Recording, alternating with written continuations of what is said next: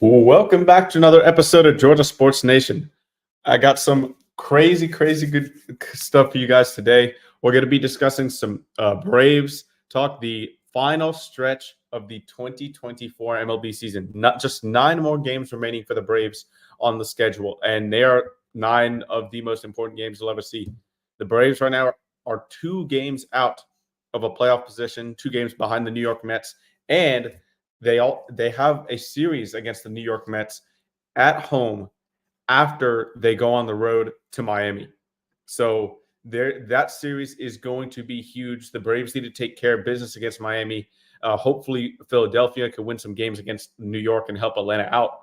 But yeah, Braves fans, we're gonna be Phillies fans for the rest of the season, which they will end up winning the division. But you know, for the Braves this season, if they make it to the playoffs with all the interest they've had, I feel like they definitely deserve a lot of credit. But as far as the Atlanta Hawks go, we're getting to that time, folks. September 20th, only 10 more days until Atlanta Hawks Media Day. I will be in attendance there, asking some questions. I'll definitely have the latest for you back here after Media Day on that weekly episode. So make sure to stay tuned for that. But the Hawks have done a lot of good work, I think, this offseason. While they didn't land a star, I think they got good value for trading away DeJounte Murray. And they've got some good young exciting players.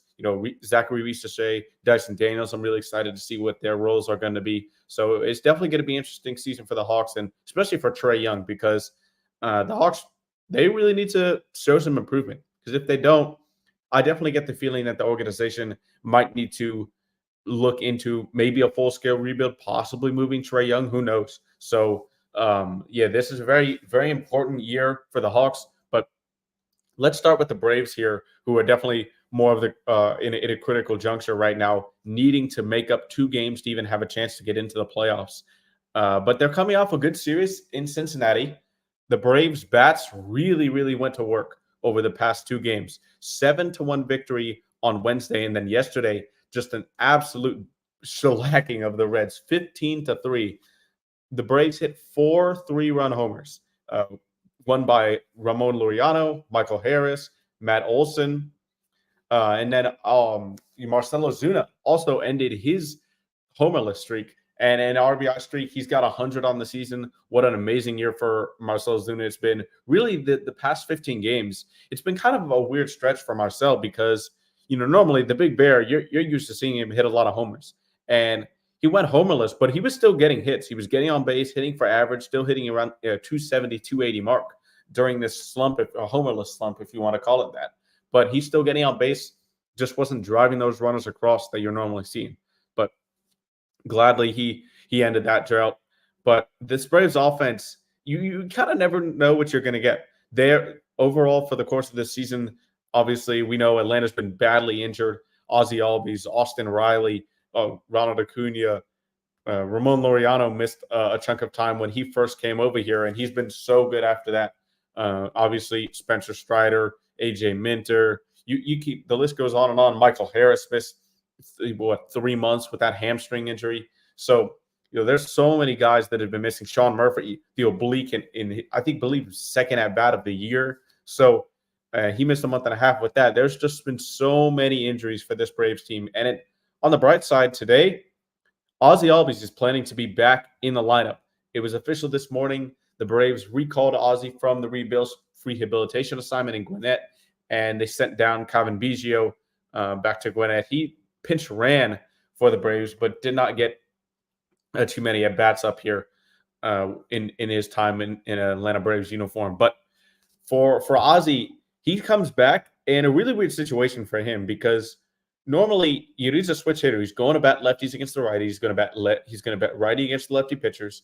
But since he did fracture that left wrist, the lefty swing has been a little bit weird for him. Sorry, it was the right first. The lefty swing has been a little bit weird for him, and he's planning on coming back today and hitting right-handed against all pitchers, no matter if they're a righty or lefty. And obviously, Ozzie's stronger side is from the right side. He has more power there. He hits for better average. I think he lofts the ball a little bit more there. Hits less grounders rolling over to the left side. So I think hopefully Ozzie can come back strong and he hasn't played in a while. I think it's been 8 weeks since Ozzie has took the field in a big league uniform. So going to be really good to see him get back out there. But for tonight, the pitching matchup in Miami, it's Charlie Morton and Valente Belloso for Miami. And Belloso actually pitched really well against the Braves in his last outing. So hopefully the Braves can kind of get to him early and take Miami out of the game. And for Charlie Morton, don't look now, but he has been pitching really, really well as of late. Really, all the Braves have. You look at the performance yesterday from Chris Sale. Sale didn't have his best outing of the season. He fought through it, but his fighting through an outing was only giving up 2 earned runs through 5 innings, a quality start. Spencer Schwellenbach only allowing 1 run to the Reds. But other than, the Braves just have the pitching staff has been enormous this season. They would not even be close to the playoff race if it wasn't for their pitching staff. And that starting run where they had, believe it was 23 straight games where the starting pitchers allowed less than 4 runs. It was just absurd. Schwellenbach, Fried, Chris Sale, Ronaldo Lopez, who's now hurt again, and he might pitch for the last one more time before the season ends. But with that 15-day IL, you don't really know. Grant Holmes pitched instead of Ronaldo Lopez in his spot in Cincinnati, and he pitched okay.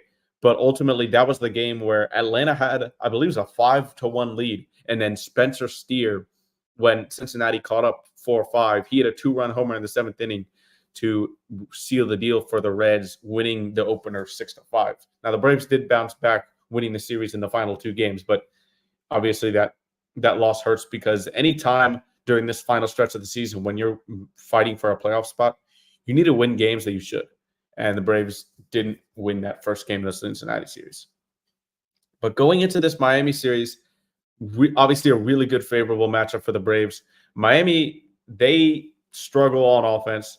Their pitching is pretty good. Now, obviously, Sandy Alcantara is out for the season after his having Tommy John surgery. But Miami does not hit well. The Braves pitch really well. And recently, the past 2 games, the Braves offense has come to life. Now, I'm not sure how long that's going to last. We've seen this team come out and score 10 runs and the next day score 0.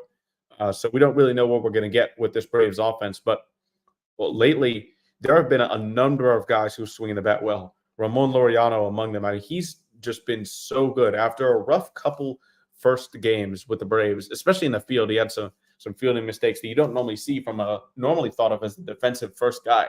But at the plate, he's going Oppo Taco. He's hitting a home run, so right center field. He's pulling the ball left down the line. He's just been hitting the ball really hard. So it's great to see there. Soler has been on fire. Michael Harris has found his power stroke back. Matt Olson, and I don't look now, but if you would have looked at the entirety of the year as a whole and looked at Matt Olson's stats so far, you're saying, okay, he's not having an incredible year, but he's having a pretty good year, right? But I don't think people would really realize that over the first half of the season plus, Olson really struggled. He had a couple hot streaks here and there for about a week or 2, but it would be here and there for him, just kind of coming and going. Now he's been hot for the past couple of weeks. He's hit a ton of homers. I believe he's hit 6 homers, I believe, in his last 9 games, and he's just torching the ball right now. In Cincinnati, he had a 2-homer game in the second game of the series. He hit one of those 3-run homers in the last game as well. So this is the stuff you need to see from Matt Olson. Just wish it would have came a bit earlier in the season. But Harris, Soler, Ozuna, Olson, Laureano, those top 5 guys are all swinging a hot bat right now. So that's something that you can always count on if you're a Braves fan right now. Now the other guys in the lineup, Whit Merrifield has been hitting pretty well. He's slowed down after the hot start that he did have, but he's kind of bringing it back a little bit. Gio Urshela is more of a glove-first guy, so any offense you get from him is kind of a cherry on top. I think Travis d'Arnaud, he started off really hot this season, and then it seems like every time he's been to the plate now, he's kind of gotten a little more downhill. But Sean Murphy, I believe, should be catching more down the stretch than d'Arnaud if I was Brian Snitker. And then lastly, Orlando Arcia, who It's kind of frustrating watching Orlando sometimes at the plate because when he's in a pressure situation, your runner scoring position, less than 2 outs, down third. Like the swing never shortens up, and for a lot of these hitters, Chipper Jones said this on a podcast where the Braves need to shorten up their swing, try to make contact. With all these injuries, they're not just going to win the games on home runs. And lately, Orlando Arcia has just been striking out a lot, and he's a high strikeout guy in general, but he's swinging at pitches that are just way out of the strike zone, either the left side batter's box or way above the strike zone. He's got to be more patient at the plate. Look for his pitch, make pitchers get him out instead of, kind of bailing them out and chasing bad ones. So I think, Orlando's got to let the game come to him a bit more coming down the stretch. And it seems like a lot of times Orlando has been the guy to come to the plate in these pressurized situations. So hopefully he kind of finds his groove there and stops this strikeout rut that he's been going on. But I do want to get into more of this Miami series because the Atlanta Braves scheduled starters, as I said, Morton tonight, Fried tomorrow, and then Grant Holmes, who's going to take the spot of Ronaldo Lopez again, is scheduled for Friday and for Sunday in Miami. And for the Marlins, their second game of the series, they don't have a scheduled starter. Adam Oller is their third game scheduled starter, who has had a 5 ERA this season. He has not been great. So the Braves do need to. It feels like this needs to be a sweep. Now, getting a sweep on any MLB team is hard, but it feels like the Braves need to come back home, have the day off, coming back home to the Mets series with all the momentum that they need to really end. They can end the Mets season if they sweep them and come into the series tied or something like that. It can really be huge. So getting on a good flight home back to Atlanta, having that day off, it's going to be huge for the Braves to get that going in the right step. But if you remember, 2 seasons ago, the Mets, it was the infamous Sal Licata tweet, the NL East is over. 11.5 games? No, the Braves came back. And could we see a similar story here? Obviously, hasn't been any loud Mets fans saying they're going to catch the Phillies because they're not. The Phillies are going to win the division, but the Braves can absolutely catch the Mets in the wild card. And I think that the biggest thing that they need to do is, again, those runners in scoring position, they need to come through.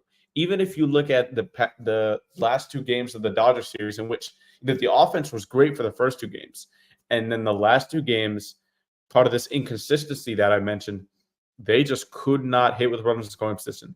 0 for 12 with runners in scoring position in that final game. And they had, in the first 4 innings, 3 chances, 3 straight innings with a guy on third and less than 2 outs, and they could not bring that runner home. That is not going to get you into October. That's not going to get you a deep playoff run. The Braves' mindset in those situations absolutely need to change if they want any hope of beating this Mets team, who is 16-4 in their last 20 games. Luis Angel Acuna, Ronald's brother, is absolutely torching at the MLB level in his first stint with the big club. So, that's good for him. It's unfortunate that he had to be traded from the Rangers to the Mets because, as Braves fans, we want Ronald's brother to do well, or I do at least, and he's looked great.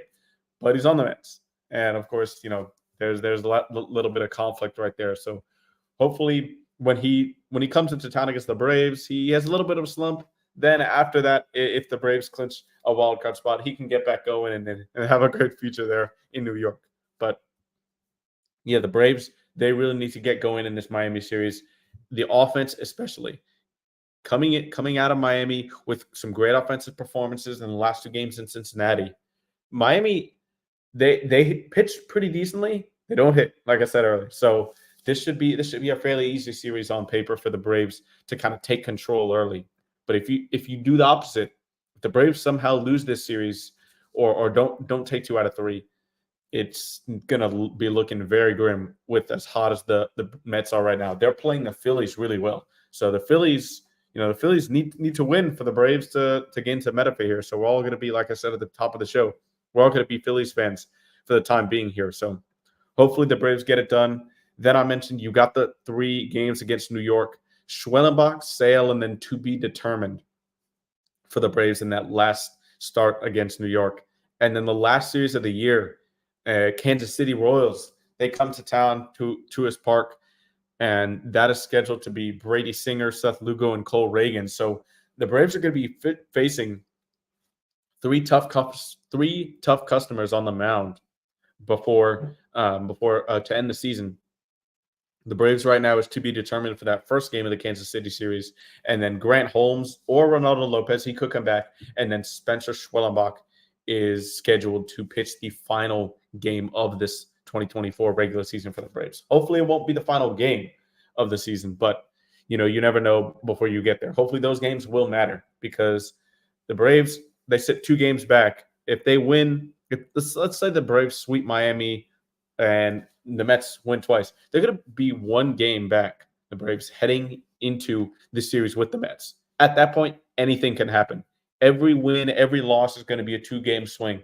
So I think it's all going to come down to this Mets series. But first, you cannot overlook Miami. You cannot overlook the Marlins. A big difference in this division and why the Mets are ahead is because I believe they're 11-2 against the Nationals this season. The Braves lost the series to the Nationals, the White Sox this season. Those are 2 teams that you absolutely cannot lose a season series to, and they did. So the Mets are taking care of business with wins on paper that they should be getting more than the Braves, and that's a result of why they're ahead in the standings right now. So Braves need to make that adjustment.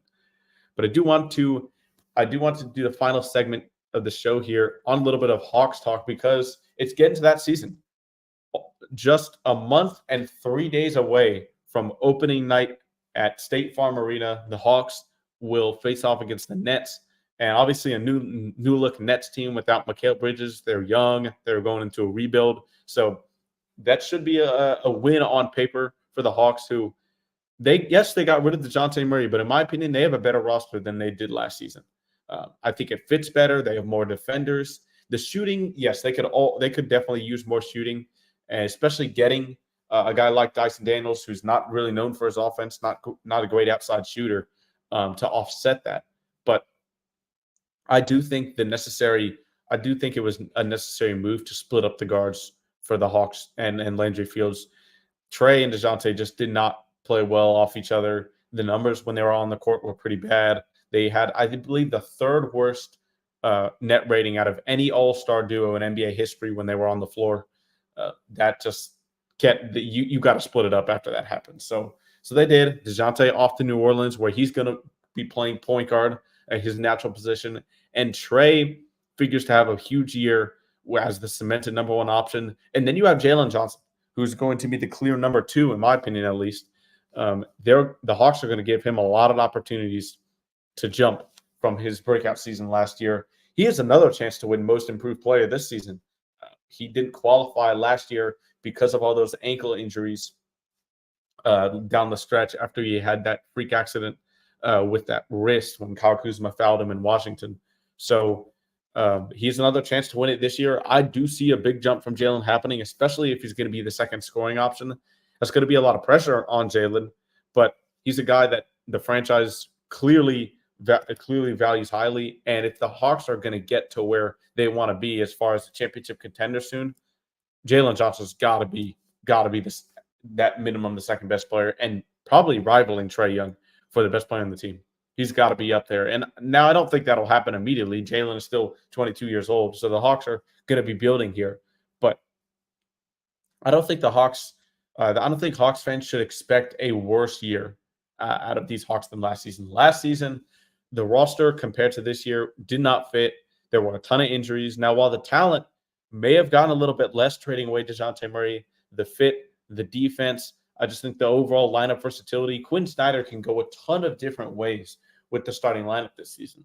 I mean, for example, he could go with Trae Young, Dyson Daniels, Zachary Risacher could start, Jalen Johnson or Yeko Okongwu or Clint Capella. In that lineup, you have some shooting, you have the defense, and whether you trust Risacher being that type of volume shooter at the starting small forward position at such a young age, that's up to you.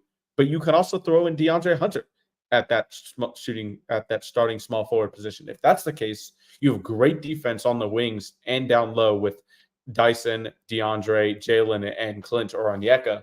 But the thing is, on offense, that's not a lot of active shooting, little bit of stagnation there, especially in the half court with those four guys. So there's going to be a lot of pros and cons with different lineups, and we're going to be talking a lot about that moving forward into media day. I think that a big point that Quinn Snyder's probably going to have to figure out is how does he use the new pieces the Hawks got? Because Larry Nance, Dyson Daniels, those two guys especially, and Dyson's I think guaranteed to have a big role, but Larry Nance is the interesting one because he's too good not to play. Onyeka Okongwu and Clint Capella are obviously the centers for the Hawks, but Larry Nance is a good veteran. He's solid. He's going to do what he's asked to do from the coach. And I think one of the biggest things that he has that Quinn Snyder probably likes is the versatility and switchability on defense. He can play at the high level of the screen. And on offense, he can run a dribble handoff really well. He'll shoot from the corners if he's wide open. So he can do a lot of things that's very valuable. And I'm not sure if Quinn Snyder's going to want to play him at the 4 because I don't think you can play Nance and Capella together, but you can absolutely play Nance and Okongwu together. That's something that definitely you might see if Nance still remains on this team. But then you have the negativity with some rebounding there. The Hawks last season had a weird rebounding season. They were overall really high in rebounding. Overall, they were the 6th ranked team in rebounding. Offensive rebounding, they ranked 3rd. But here's where it gets to be a little bit of a problem. On defense, they're 22nd in defensive rebounding with at 32.2 per game. That defensive rebounding number does need to go up because at the end of the day, the defensive possession doesn't stop until you secure that board. So hopefully the Hawks can bring some offensive rebounding success over to the defensive side this season. And I think you'll be able to see a more successful Hawks team. I don't know what they're going to do with the center position. Clint Capella and Onyeka Okongwu. I think this is really the first time for Okongwu that there is a legitimate question that he could start the season as the starting center. And if he does, Clint Capella will be one of the best backups in the league. That will definitely be the case. So it's going to be interesting to see here what Quinn Snyder does. A lot of options and a lot of this is a good problem to have, right? Because last season there was really only one or two options that Quinn Snyder could go with starting lineup. You had Trae Young in there always. You were going to have Clint Capella. And with all the injuries and everything happening last season, Jalen Johnson, Saddiq Bey, Garrison Matthews started, Vit Krejci started. But no matter what the lineup was, DeAndre Hunter as well, every lineup got torched on defense. Now I think the Hawks can cater to what the team needs. If they're needed defense, but still you want Trae Young out there, you can go Trae Young, Dyson Daniels, DeAndre Hunter, Jalen Johnson, or either of the two main centers. If you're needing a lot of shooting, you could go Trae Young, Bogdan Bogdanovic, Risa Shea, DeAndre Hunter. You can even put Jalen Johnson at the 5 if you want to. If you want a great mix of both, I think a great lineup selection could be Trae, Dyson, Risa Shea, or DeAndre Hunter, Jalen Johnson, and Onyeka Okongwu. Like, I think there's a ton of different lineup constructions that Quinn Snyder can go with. And I think that's what's going to make this Hawks team more versatile, able to beat some teams that they weren't able to last year because they can play in many different ways. So I think that's something that Hawks fans can look forward to this upcoming season. But yeah, without further ado, we're going to end the show right there. Make sure to keep up because these shows will be returning. I know I said that last time, but these shows will definitely be returning. The Braves final stretch. We're going to do another show next week on how it's going. And the Hawks Media Day, like I said, just 10 days away. So we're going to have a lot of news on those. So the shows will keep coming. I hope you guys are ready to tune back in. And thanks for watching. We'll see you in the next one. Peace.